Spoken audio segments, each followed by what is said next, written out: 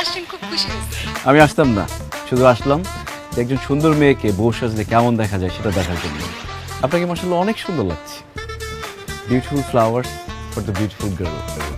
আরে আমার কি হইল রে, আমার তো সর্বনাশ হয়ে গেছে। আমি এখন কই যাব, কি করব? আমি মানুষকে মুখ দেখাবো কিভাবে? কি হয়েছে বাবা? আর কইস না, একটু আগে ওই ছেলে ফোন করছে, তোর সাথে যার বিয়ে হওয়ার কথা, সে নাকি আসবে না। পাত্র আসবে না কেন? এখনো বুঝতেছিস না কেন আসবে না? সে তো তোকে বিয়ে করবে না, তোর তো কপাল পুড়ছে রে মা। হাই হাই আঙ্কেল, কি বলেন? এমন সুন্দর একজন মেয়েকে বিয়ে করবে না? ওই হালার প্রতি কি মানুষ নাকি পায়জামা? আমি এগুলা কিছুই জানি না রে বাবা। আমি এত বুঝতেছি না আমার এখন কি হবে। এই আসর থেকে যদি আমার মেয়ের বিয়ে ভাঙা যায়। বাসার ভাই, তাইলে আপনার মাইয়ার জীবনে কোনোদিন বিয়ে হবে না, মান সম্মান আপনার থাকবে না, এই এলাকায় আপনি মুখ দেখাইতে পারবেন না, মান ইজ্জত সব চলে যাবে। সবাই ভাববে আপনার কোনো সমস্যা আছে, নতুবা আপনার মেয়ের কোনো সমস্যা আছে, এই জন্যই বিয়ে ভেঙে গেছে। এই মিয়া, কাটা খায় নুনের সেটা দিচ্ছেন? একটা মানুষ বিপদে পড়ছে, এই সমস্যার সমাধান কি সেটা বলেন। সমাধান একটাই, এই বিয়ের আসরে যদি এই মেয়েকে কেউ বিয়ে করে তাহলে সমস্যার সমাধান হবে। বাসার ভাই তাহলে এই অসম্মান থেকে মুক্তি পাবে। এটা অবশ্য মুরব্বী কিন্তু ঠিক বলছে। এইসব আপনি কি বলেন লাল ভাই? এই বিয়ার আসরে এমন কে আছে যে আমার মেয়ের বিয়ে করবে, আমার মান সম্মান রক্ষা করবে? এইরকম ছেলে কি এই যুগে আছে? নাই নাই রে ভাই, নাই। অবশ্যই আছে আঙ্কেল, আমি করব আপনার মেয়েকে বিয়ে। তুমি আমার মেয়ের বিয়ে করবা? হ্যাঁ আঙ্কেল, আমার সামনে একজন সুন্দর মেয়ের জীবন নষ্ট হয়ে যাবে, এটা আমি হতে দিতে পারি না। আমার সামনে আপনার মান সম্মান নষ্ট হয়ে যাবে, এটা আমি হতে দিতে পারি না। আমার বাবা আমাকে একটা কথা বলছে, যখন মানুষের বিপদ আপদ দেখবি ঝাঁপায় পড়বি।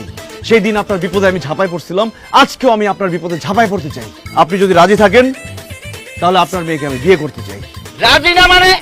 তোমার মতন হ্যামসাম করা হইলে আমার মাইয়া 3 তোমার লগে বিয়ে দিতাম। বাসার ভাই, তাড়াতাড়ি এই পোলার লগে আপনার মেয়ের বিয়ে দেন, নাইলে মান সম্মান কিছু থাকবে না। বাবা, তুমি আবার অনেক বড় উপকার করলা। আসো আসো, আমার মেয়ের পাশে বসো। বসো, এখনই বিয়ে দিয়ে দিচ্ছি। কাজী সাহেব, কাজী সাহেব তাড়াতাড়ি আসেন।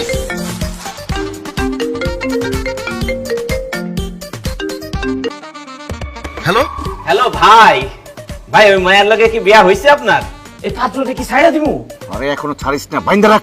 ওকে ভাই, তাইলে হালারে মারির উপরেই রাখি। কাকে বাইন্দা রাখছো বাবা?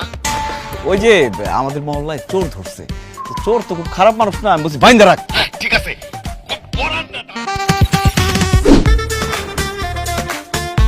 কি ব্যাপার, আপনি দাঁড়ায় আছেন কেন? বসেন। আমার একটা সমস্যা আছে, বসতে দিলে শুইতে মন চায়। তো বিছানা সাজানো, বালিশ আছে, শোন, সমস্যা নেই। শুইতে পারবো না, শুধু বসি। আচ্ছা, কিন্তু খবরদার আমার গায়ে হাত দেওয়া যাবে না। কেন গায়ে হাত দেওয়া যাবে না কেন? এমনও তো হতে পারে তোমার সাথে যার বিয়ে ঠিক হয়েছিল সে 2 দিন পর আবার ফিরে আসলো, তোমার বাবা তোমাকে তার হাতে তুলে দিল। টাচ করে শুধু শুধু ইমোশনে জড়ায় লাভ আছে? তোমার কি মাথা খারাপ হয়েছে? ওই হারামজাদা আমার সাথে বিয়ে ঠিক করে বিয়ের দিন আমাকে অপমান করছে, বিয়েতে আসে নাই। আমার বাবার এতগুলো মানুষের সামনে মান সম্মান গেল। ওই ছেলে এসে যদি আমার পায়েও ধরে, আমি তো ওর কাছে যাব না। কিন্তু সে যদি এসে বলে যে সে একটা বিপদে পড়ছিল, কেউ তাকে আটকায় রাখছিল, তখন তো তোমার বাবার সাথে তার মিলমিশ হয়ে যাবে, তখন তো তোমার বাবা তোমাকে আবার তার হাতে তুলে দিবে। শুনো, বিয়ে কোনো ছেলে খেলা না। যেহেতু তোমাকে আমি বিয়ে করছি, একমাত্র মরণ ছাড়া তোমাকে আমাকে কেউ আলাদা করতে পারবে না। আলাদা করতে না পারলে কি হবে? তুমি কি আর আমাকে ভালোবাসবে? কি বলো? আমি কেন তোমাকে ভালোবাসবো না? আমাকে তুমি আগে থেকে চিন্তা না, হঠাৎ করে বিপদে পড়ে বিয়ে করছো, এখন তো আমাকে তোমার ভালোবাসার ফিলিংস নাও হইতে পারে। বিয়ে যখন করছি, ভালোবাসবো। আচ্ছা সত্যি করে বলো তো, আমাকে কি তোমার পছন্দ হয়েছে? সত্যি বলবো নাকি মিথ্যা বলবো? অবশ্যই সত্যি বলবো, কারণ মিথ্যা কথা বললে আমি ভীষণ কষ্ট পাবো। তোমাকে যেদিন প্রথম দেখছি, ছিনতাইকারীদের হাত থেকে আমার শাড়ি গয়না সবকিছু উদ্ধার করে নিয়ে আসলা, আমার না একটু আফসোসও হচ্ছিল যে এত সুন্দর ছেলেটার সাথে আমার কেন বিয়ে ঠিক হলো না।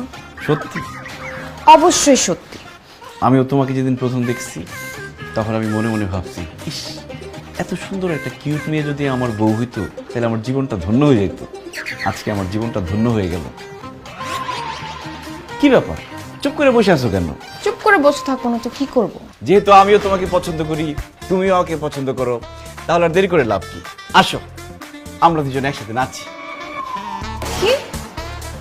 আমি আরো ভাবলাম তুমি কাছে আসতে বলবা, নাচবা কেন?